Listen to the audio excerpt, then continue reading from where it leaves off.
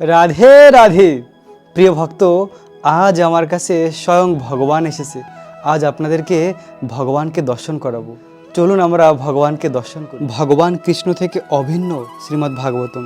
আজ আমার কাছে এই নতুন ভাগবতম সেট এসেছে। এই ভাগবতম শ্রবণ করে পরীক্ষিত মহারাজ ভগবানের ধাম প্রাপ্ত হয়েছিল। এই ভাগবতমে রয়েছে ভগবান শ্রীকৃষ্ণের বৃন্দাবনের অমৃতময় লীলা।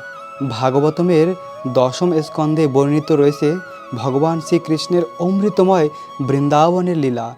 তাই তো এই ভাগবতমকে বলা হয় ভগবান শ্রীকৃষ্ণ থেকে অভিন্ন। ভগবান কৃষ্ণ থেকে অভিন্ন এই শ্রীমদ্ ভাগবতম। প্রিয় ভক্ত, আপনারা সকলে ভাগবতম পড়ুন।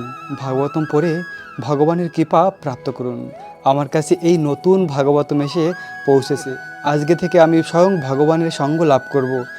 যদি আমরা ভাগবতম প্রতিদিন অধ্যয়ন করি তাহলে স্বয়ং ভগবানের সঙ্গ লাভ করা হয়।